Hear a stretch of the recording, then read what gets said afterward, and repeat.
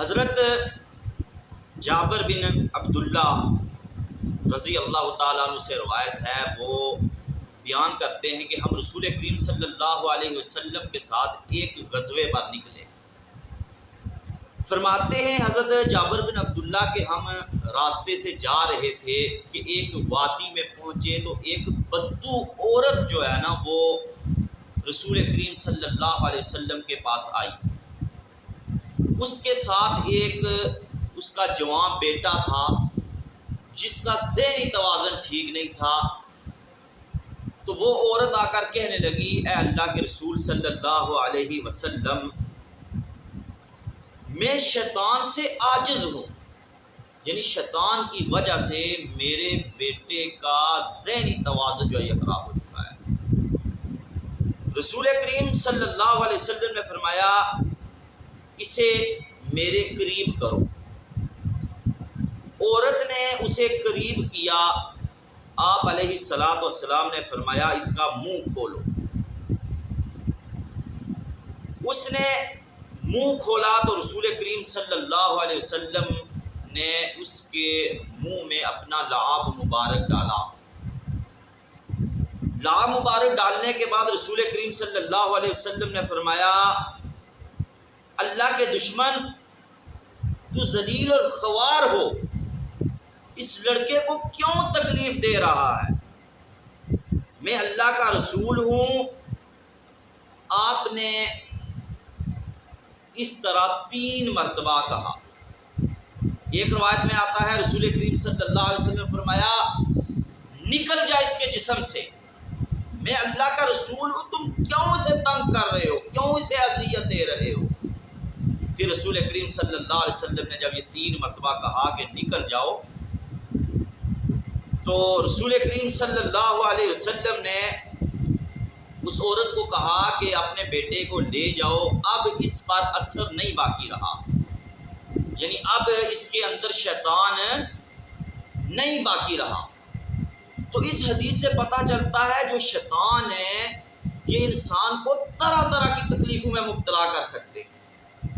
اس میں سے جو چند تکلیفیں ہیں میں آپ کو انشاءاللہ اس کے بارے میں بتاؤں گا، اور پھر تفصیلاً انشاءاللہ اس کے بارے میں یہ آپ کو میں بتاؤں گا کہ ان کا علاج کیسے ممکن ہے۔ سب سے پہلے اگر جنات جو ہیں انسان کو کس کس بیماری میں مبتلا کر سکتے ہیں، اس میں سے ایک یہ کہ انسان کو خوف و دہشت میں مبتلا کر دینا، یعنی انسان اندر بیٹھا ہوگا، اس کے اندر خوف و دہشت ہوگی، پتہ نہیں باہر کیا ہو گیا، میرے ساتھ کیا ہوگا۔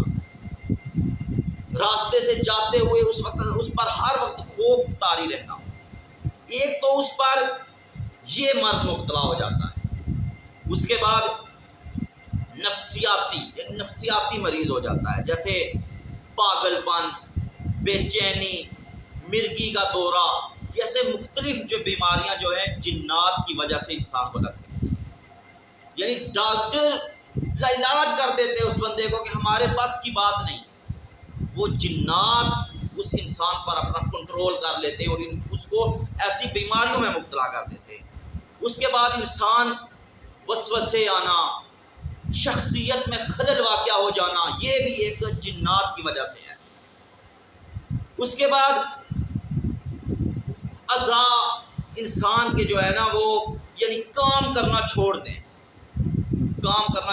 کوئی ڈاکٹری بھی مسئلہ نہ ہو، انسان کی لات، بازو، کوئی ایسا ٹانگ، کوئی ایسا مرض مبتلا ہو جاتا ہے مرض میں کہ ڈاکٹر سے لا علاج کر دیتے ہیں، تو یہ بھی ایک شیطان کی وجہ سے ہے۔ اس کے بعد نگاہ اچک لینا، یعنی وہ آدمی اندھا ہو جاتا ہے اور وہم میں مبتلا ہو جاتا ہے، یہ بھی شیطان کی وجہ سے۔ اس کے بعد ایسے 2 آدمیوں کے درمیان عداوت ڈال دینا جو بہت قریبی ہوں، آپس میں ان کی پارٹنرشپ ہو، یا وہ بھائی ہوں، یا اس کے بعد وہ آپس میں تجارت کر رہے ہوں، ان کے درمیان تفرقہ ڈال دینا، یا میاں بیوی کے درمیان تفرقہ ڈال دینا، یا اپنے عزیز و اقارب کے درمیان، رشتہ داروں کے درمیان تفرقہ ڈال دینا۔ یعنی یہ شیطان جو ہے نا اس کی ہر وقت یہی کوشش ہوتی ہے، اور حدیث میں آتا ہے کہ شیطان سب سے زیادہ جو ابلیس خوش ہوتا ہے وہ اس بات پر جب 2 میاں بیوی کے درمیان طلاق ہو جائے، سب سے زیادہ خوش ہوتا ہے اسے گلے سے لگاتا ہے۔ اس کے بعد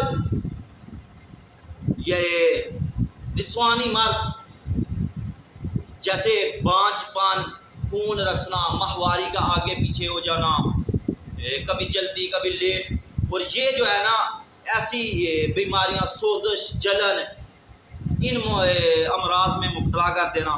اس کے بعد جنسی امراض جیسے انسان صحبت کرنے سے عاجز ہو جاتا ہے، اس کے پاس قدرت نہیں ہوتی، سرد انزال، یہ بھی ایک شیطان کی وجہ سے ایسے ایسے امراض لگ جاتے ہیں۔ اس کے بعد مکانات اور جائیداد کے ساتھ کھلواڑ اور ان کو نقصان پہنچانا، جیسے آگ لگا دینا، سامان الٹ کر دینا، گھر پر پتھر برسانا، ایسے محسوس ہو جیسے آدمی بیٹھا ہو اور اوپر کوئی پتھر پھینک رہا ہو، جب آدمی باہر جائے تو کوئی نہ ہو۔ تو یہ کچھ ایسی بیماریاں اور کچھ ایسے وہ کھلواڑ کرنا شروع کر دیتا ہے جن شیطان جو ہوتا ہے کہ انسان بے بس ہو جاتا ہے۔ اور اس کا علاج کیسے ممکن ہے انشاءاللہ وہ بھی میں آپ کو تفصیلاً جو ہے نا ایک ایک کا علاج انشاءاللہ میں بتاؤں گا۔